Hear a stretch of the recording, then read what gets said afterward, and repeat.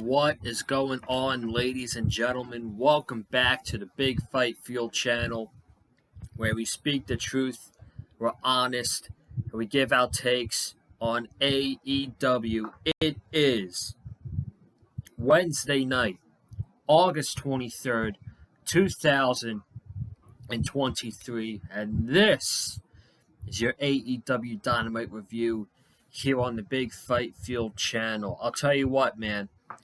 Past couple go-home shows, I feel like AEW has been struggling. And this one tonight, this was their best go-home show in a very long time. I can't even remember the last time they had as good of a go-home show as they did tonight in Atlanta, Georgia. I think they were in Savannah tonight. I'm not so sure, but somewhere in the Georgia area. I'm just going to call it Atlanta, Georgia. But they had a great show tonight before screw that, the biggest wrestling event in modern era for professional wrestling. This Sunday, the biggest pay-per-view in the modern era, AEW All In. They did a great job selling you on the pay-per-view tonight. And the past couple weeks, I gotta admit, it's been shaky.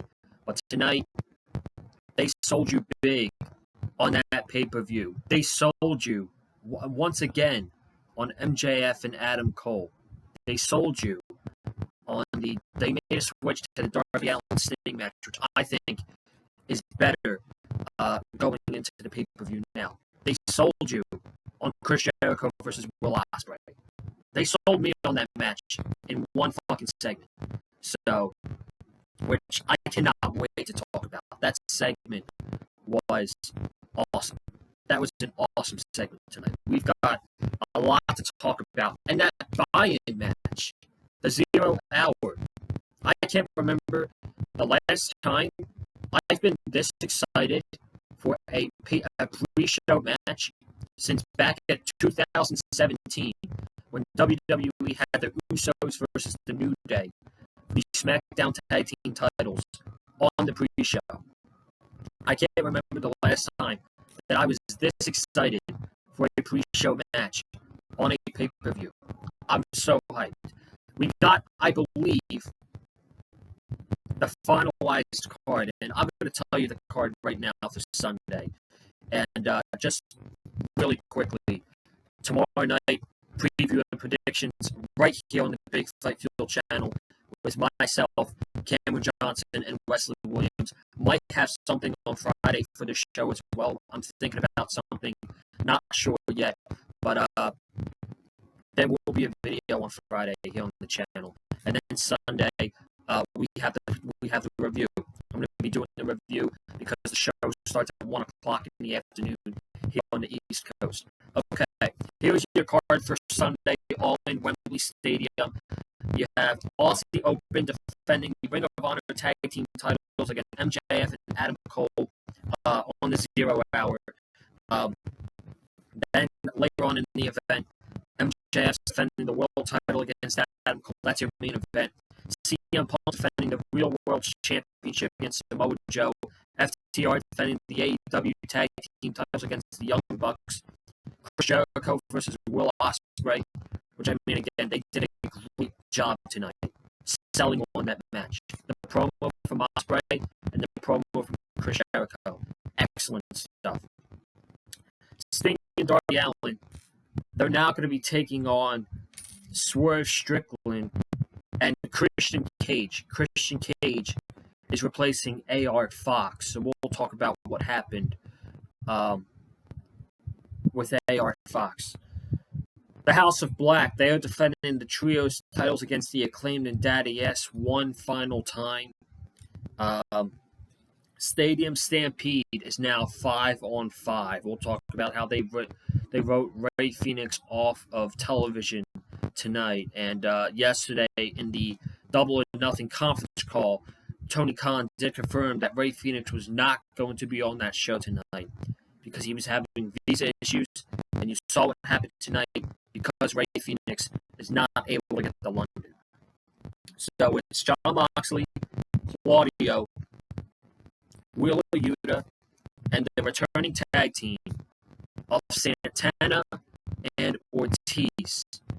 They looked great tonight, and they're going to get Eddie Kingston, Penta, Orange Cassidy, and the Best Friends.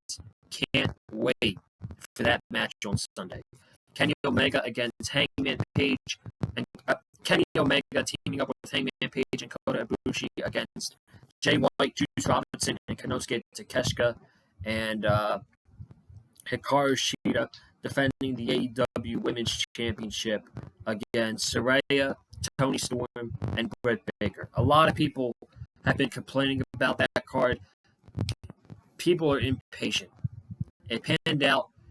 It looks great. And they're going to have the biggest wrestling crowd of all time for this show. People have no idea how big the show is going to be. Not just for AEW, but for professional wrestling. You don't think AEW has Stanford shaking their boots over this? You don't think people in WWE are jealous that now AEW has broken the all-time record for the highest paid attendance?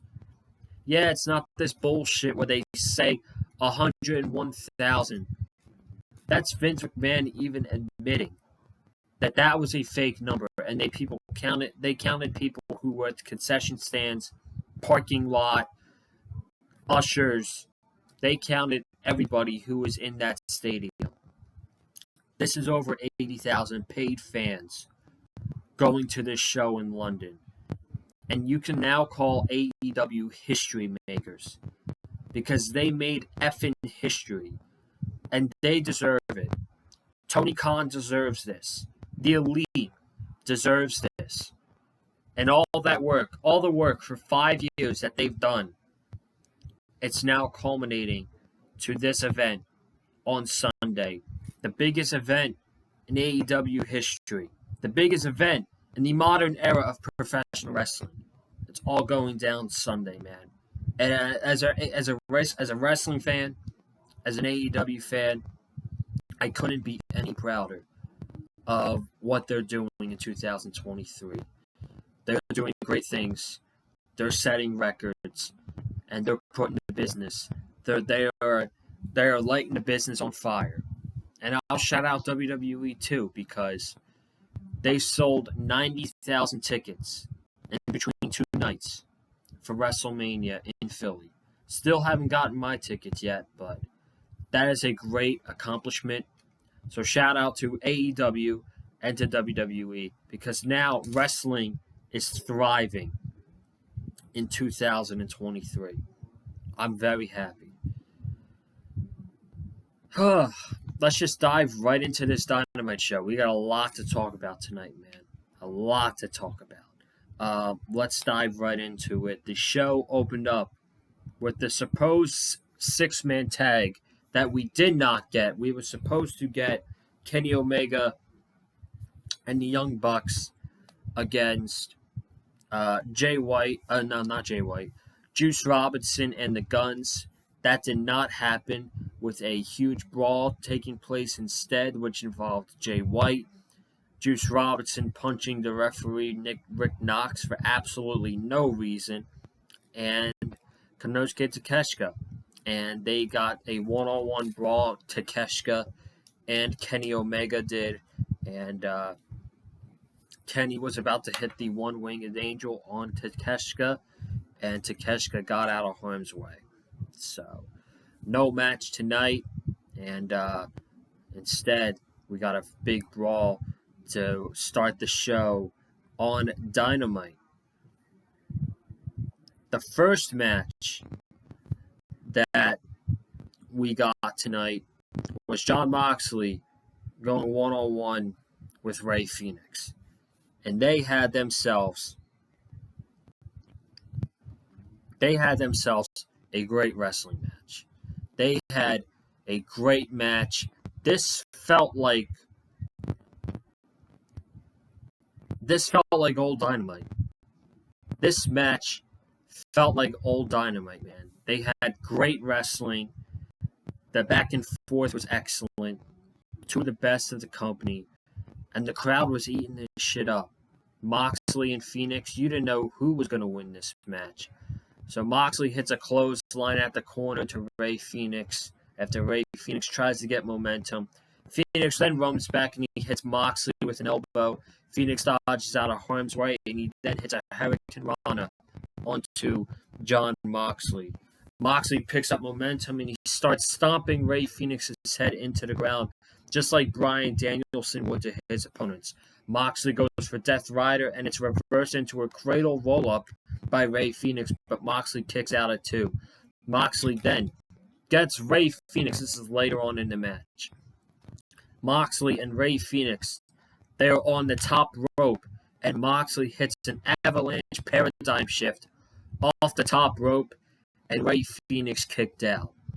That's my only negative about the match. You're gonna hit your finishing move off the top rope. That should be the finish of the match. There's no way, shape, or form that Rey Fenix should be kicking out of that. And I think that's where the match should have ended. That's my only complaint, because how many times has Moxley done that off the top rope to say, let's say, guys like Sammy Guevara and Darby Allin, and they haven't kicked out? I don't like that. But that's my only complaint about the match. The match ended with Rey Fenix going to sleep with a bulldog. So Moxley wins in 17 minutes. They had a great match. Claudio and Wheeler Yuta, they come out after the match and they start beating up on Rey Fenix. And Claudio is holding Rey Fenix's mask with a crowbar. And you see in the aisleway that Eddie Kingston and Penta are coming down to try to save Rey Fenix, but getting in their way was Ortiz. Now, if you guys remember, the last time we saw Ortiz in AEW, he was taken out by Eddie Kingston. And we haven't seen Santana in AEW since last year's Blood and Guts. They are back. Eddie Kingston was hit by the soccer balls by Ortiz. Santana attacked Penta and Eddie Kingston. Wheeler Yuta hit the crowbar onto the face of Rey Fenix. The Best Friends and Orange Cassidy came down to stop all of this. They chased off the BCC, and they chased off Santana and Ortiz. Now, I don't know if they're going to be a tag team. It's reported that there's still issues between Santana and Ortiz. So I'm not sure if they're going to be a tag team for a long time, but I'm glad to see them back. When they were in AEW, they were a great tag team in the beginning stages of in AEW, and it's quite disappointing that they have never been the AEW tag team champions before. And I don't know if they will ever be the AEW tag team champions because of the issues they have with each other. I'm hoping they can still get it resolved. They can figure it out in closed doors between those two and, climb to the top and win the tag team titles. Because it's a long time coming, man. It's a long time coming, and they were one of the first tag teams in AEW. And the fact that they were never AEW tag team champions, it's a little upsetting. But I'm happy to see them back. And the Orange Cassidy and the Best Friends, they chase out BCC, Santana, and Ortiz. And Rey Fenix is being attended to. He gets stretchered off after being hit by the crowbar.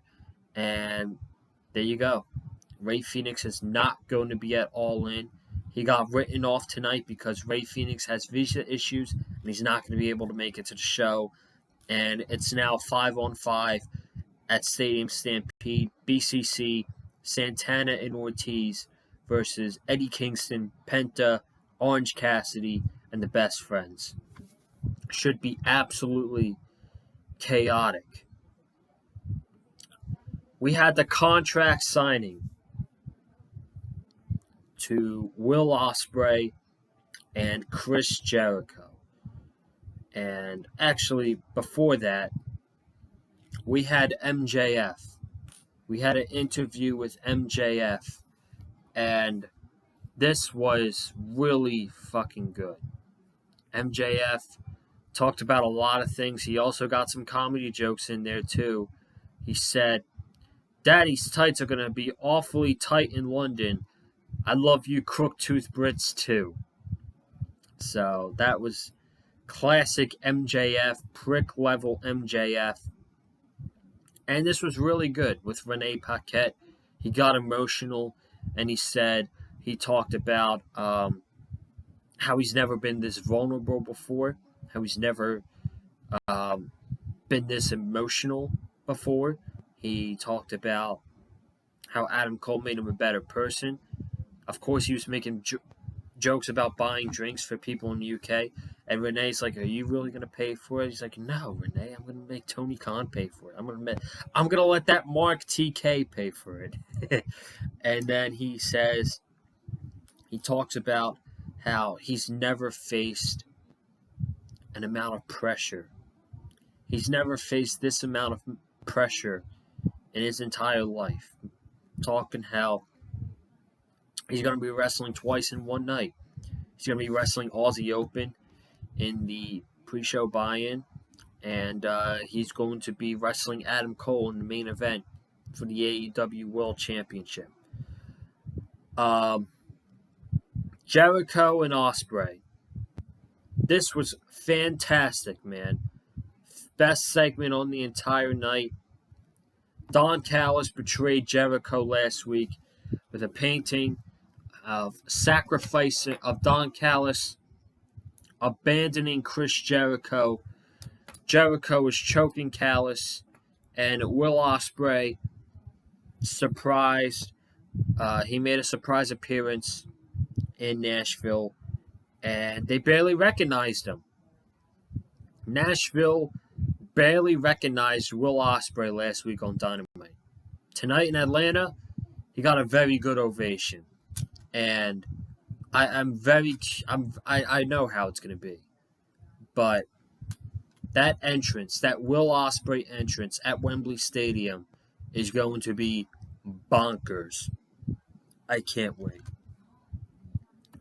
So Don Callis he gets on the microphone, and he says how you've already been a legend, and I don't need somebody like you in my family.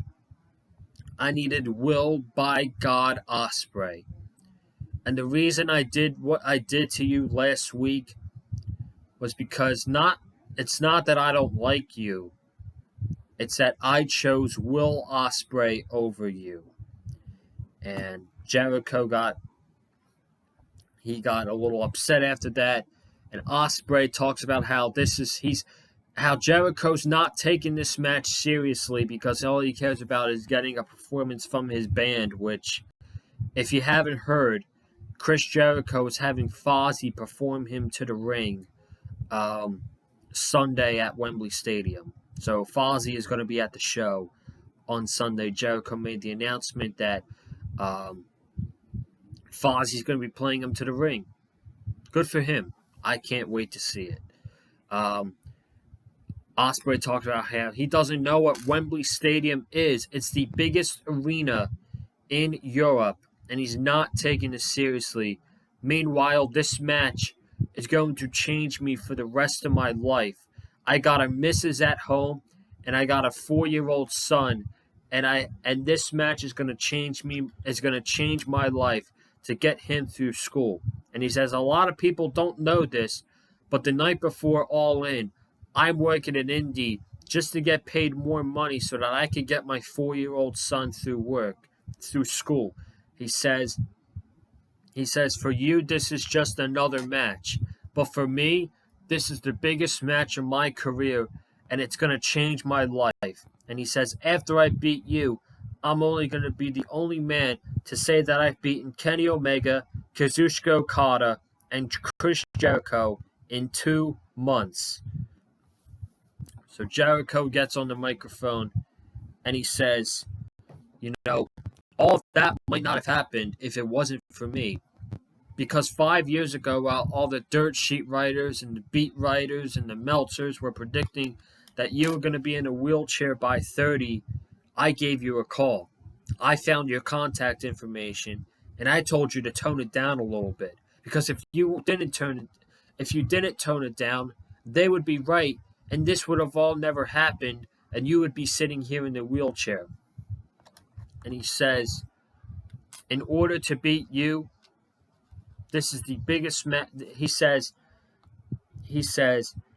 this is the biggest show in pro wrestling history. This is bigger than any WrestleMania, any Tokyo Dome show, any show in professional wrestling history. AEW All In is the biggest show in wrestling, which means it's the biggest match of my life. And he says, in order to beat Will Ospreay, I have to bring out the best Chris Jericho ever. But he says, in return, for you to beat me, you have to bring out the best Will Ospreay ever. And then they get into a scuffle. They start pushing, and security was there to break it up. And that's the way the segment ended. Incredible stuff, man. The Ospreay promo was great. He also mentioned how this would fuel him up because his contract is up with New Japan Pro Wrestling in 6 months.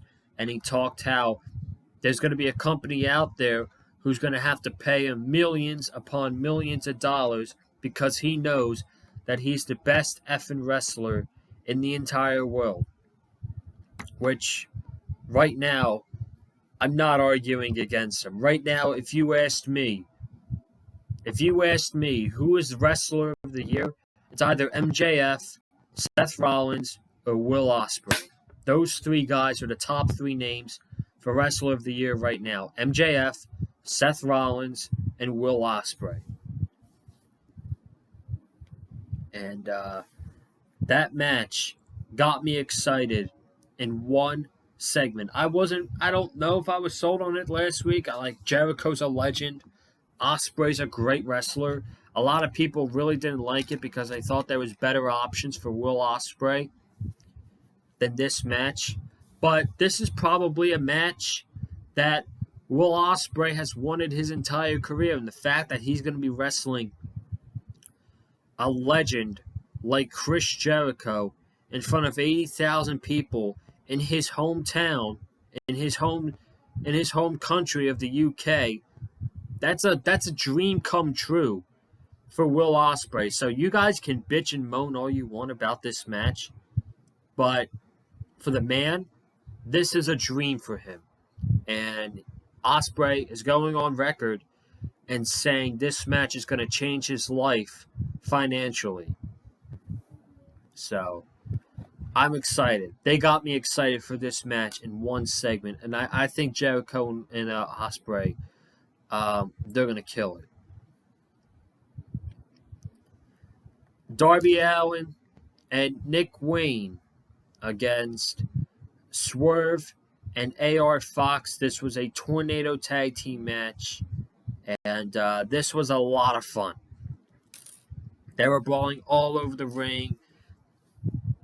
They were hitting these crazy moves on the outside to each other. Nick Wayne hit a double Wayne's World onto Swerve and AR Fox on the outside. Darby Allin hit a coffin drop.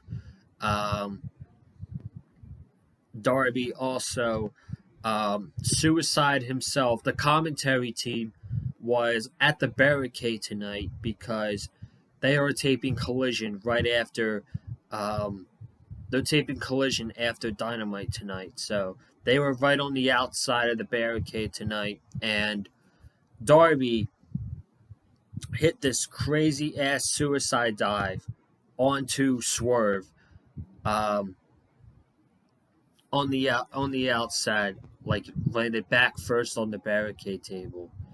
And then from commercial break, the guys are brawling in the crowd, AR Fox is screaming at Nick Wayne's mom. Swerve throws Darby Allin past Nick Wayne's mom, and they're all they're taking each other apart.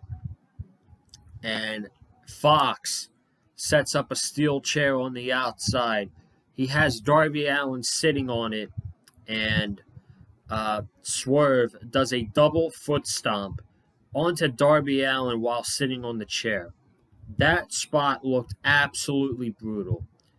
And then they were picking Nick Wayne apart. Fox hit a move onto him, and Nick Wayne kicked out.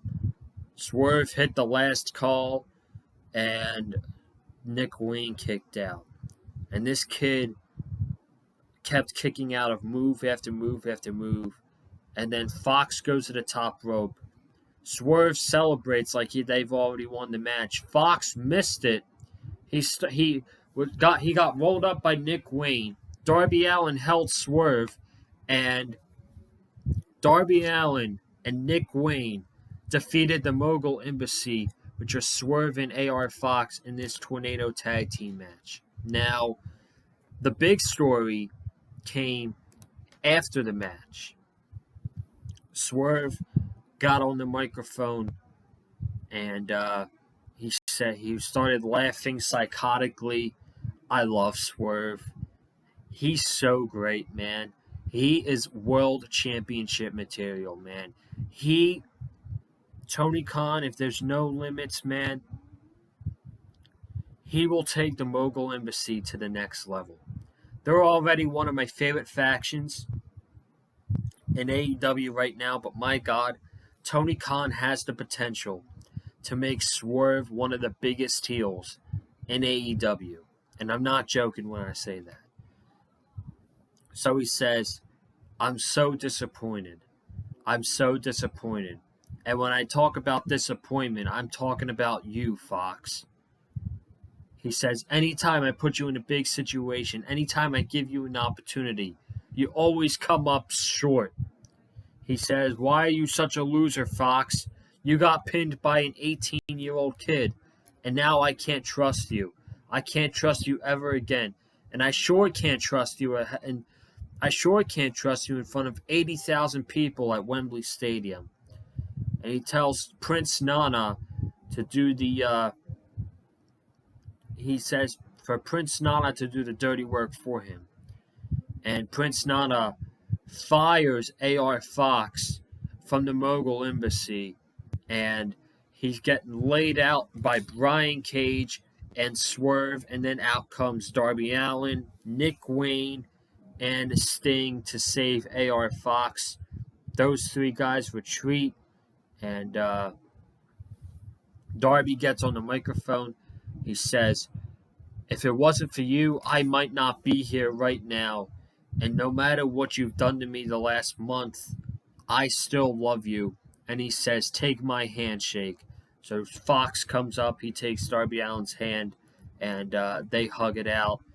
And he says, Swerve, I didn't think you were as stupid as I thought you were. And he says, now you've betrayed one of your friends. And he says, you've got no partner for Sunday. And out comes Christian Cage and the TNT champion, Luchasaurus. And basically, this sets up Christian Cage taking AR Fox's spot at the pay-per-view. Christian Cage buried Nick Wayne and Buddy Wayne on the microphone. You knew that was coming. As soon as Nick Wayne was in the ring, when Christian Cage came out, you knew he was going to bury Nick Wayne. And that's exactly what he did. And he buried Nick Wayne in front of his own mother. That was cold. That was cold. So basically what this did is they replaced AR Fox with Christian Cage. And Tony did say at the press release, at the press conference yesterday, that there was going to be a few matches added to the show, and there was going to be some changes. Obviously, the changes that we got tonight were the Stadium Stampede match, which is now a 10-man Stadium Stampede, and this coffin match. And look, I do feel bad for AR Fox. He was in a huge match on the biggest wrestling show of the modern era against he's wrestling a match against Sting on pay-per-view in front of 80,000 people. But in the nicest way possible. As much of a douchebag he is, Christian Cage is a huge upgrade over AR Fox. And it's a huge upgrade for the match because you knew who was taking that losing fall. It was going to be AR Fox. And this makes the match better now that Christian Cage is in it over AR Fox. Why Fox isn't in the match? Is he having travel? Is he having passport issues? Or are they just simply replacing him with Christian Cage? I don't know. But Christian Cage over AR Fox is an upgrade. It's an upgrade. We had a sit-down interview with Renee Paquette interviewing the Young Bucks and FTR. And I also thought this was really good too. So FTR, they're running down legacies and how they want to cement themselves as the greatest tag team of all time. And the Young Bucks are like, listen, we don't need this match because we've already accomplished so many world championships, as of you have. But we've always solidified ourselves as the top of the tag team division in AEW. You need this match more than we do to solidify your legacy, not just in AEW, but in this business. And then Dax talks about how this match is going to feed his family and it's going to feed his 4-year-old girl, or his 8-year-old daughter. And poor Dax got grilled by Matt Jackson. It's like, oh, Matt's always like, it's about feeding my family, and I love my family. And then the Young Bucks were like, at the end of the day, when we decide to hang up our boots, when us four decide to hang out our boots, you know what they're going to say about the Young Bucks? They're going to say they were one of the best tag teams in professional wrestling history. You know what they're going to say about FTR? They got popular off the Elite's YouTube show. So that line was so good, man. So good. And these two teams will do whatever it takes, in my opinion, to make sure this is one of the best tag team matches of all time. Young Bucks, FTR. Their first match was in front of no fans. No fans in 2020. Their second match, I think, was around 5,000-6,000 people, probably on an episode of Dynamite. And now the culmination is in front of 80,000 people. It's quite ironic how they had their first match in front of no fans, and now they're culminating their feud, or they're culminating this trilogy in front of 80,000 people. That match will be unbelievable on Sunday.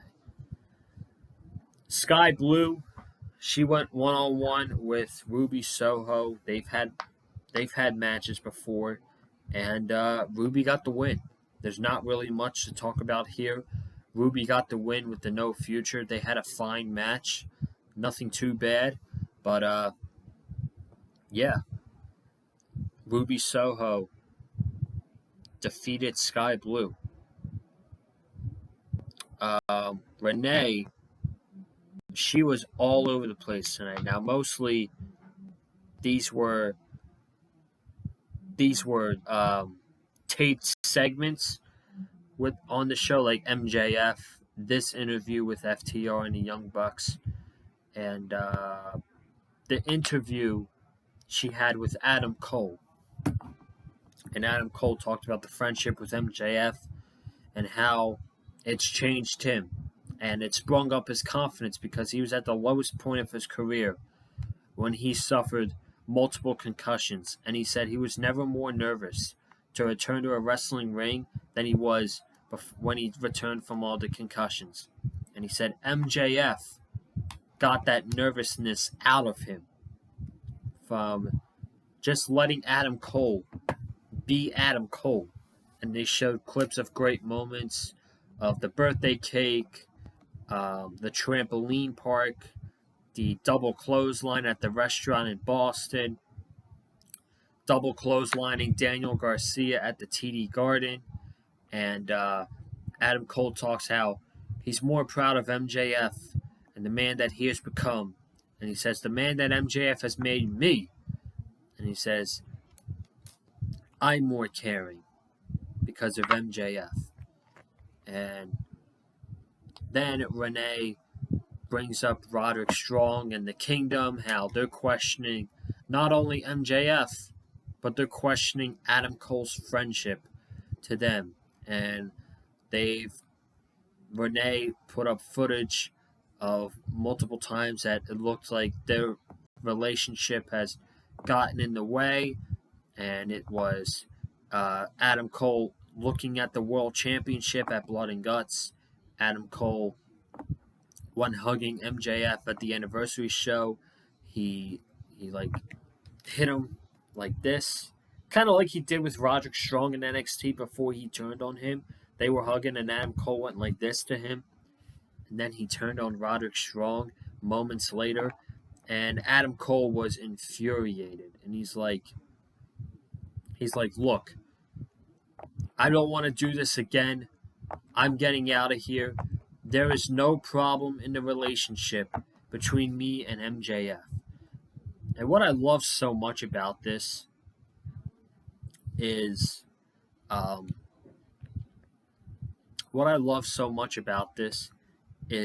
you have no idea what's going to happen. Now I'll talk more about it tomorrow night on the preview prediction show with Cameron Johnson and Wesley Williams.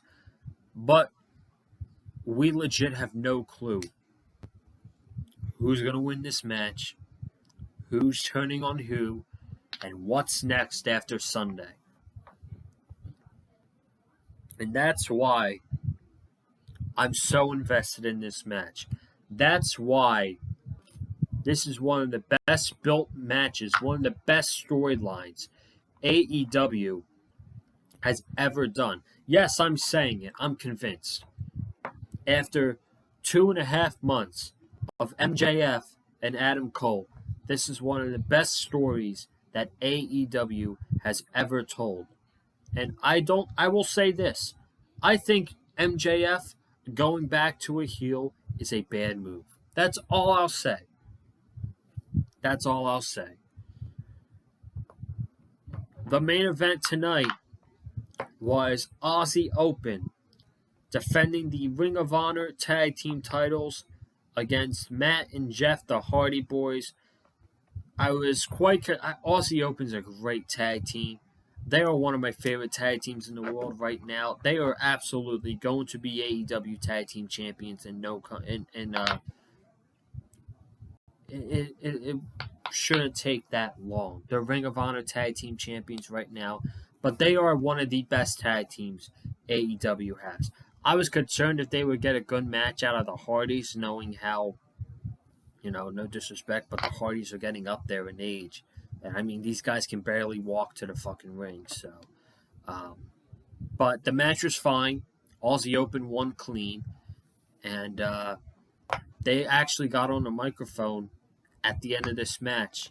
And Kyle Fletcher spoke And he's like, Sunday, Wembley Stadium, MJF and Adam Cole, there will be no double clothesline, and there will be no kangaroo kick, because it's all about Aussie, Aussie, Aussie. And then the crowd went, oi, oi, oi. And out came MJF and Adam Cole to a huge pop. And they stared down Aussie Open, and they started brawling, and they were about to double clothesline Davis, but Davis got out of the way. MJF was about to kangaroo kick Kyle Fletcher, but Fletcher got out of the way. Davis knocked down MJF. Adam Cole super kicked Fletcher, and then Adam Cole told MJF to hold Kyle Fletcher because he was going to super kick him again. Fletcher ducked. Adam Cole was about to super kick MJF. MJF caught the leg. And they got an intense stare down. And MJF grabbed the AEW World Championship, raised it above his head, shoulder shrugged Adam Cole, and then he went to his pocket. He grabbed the Dynamite diamond ring, thinking he was going to hit Adam Cole with the ring. And he puts it back in his pocket. And he turns Adam Cole around, and they hug it out one final time before the pay-per-view on Sunday. So not only did the segment after the Hardys and Aussie Open, not only did it give you more build for the match on 0 Hour, but it gave you that final tease. Is MJF going to turn on Cole? Is Cole going to turn on MJF? Because you saw the look that Cole was giving MJF. You saw the look Cole was giving MJF when MJF was holding that title on the top rope. I have no clue what's going to happen, and that's what makes this match so exciting. So that's the Dynamite review tonight here on the Big Fight Fuel channel. I will be back tomorrow night with Wesley Williams and Cameron Johnson to talk about the biggest professional wrestling event in 2023 and in the modern era, AEW All In, Wembley Stadium, highest paid attendance of all time. They've shattered WWE's WrestleMania 32 record. 80,000 people. I still can't believe it, man. I still can't believe it. And,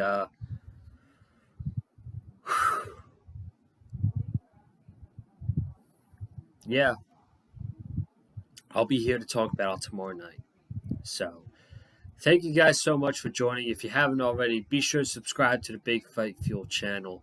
Comment down below your thoughts on tonight's episode of AEW Dynamite. Hit the like button if you like what you heard from me.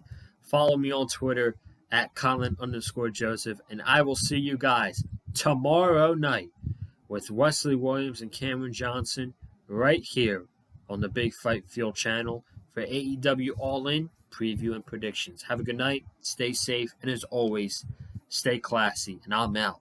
Peace.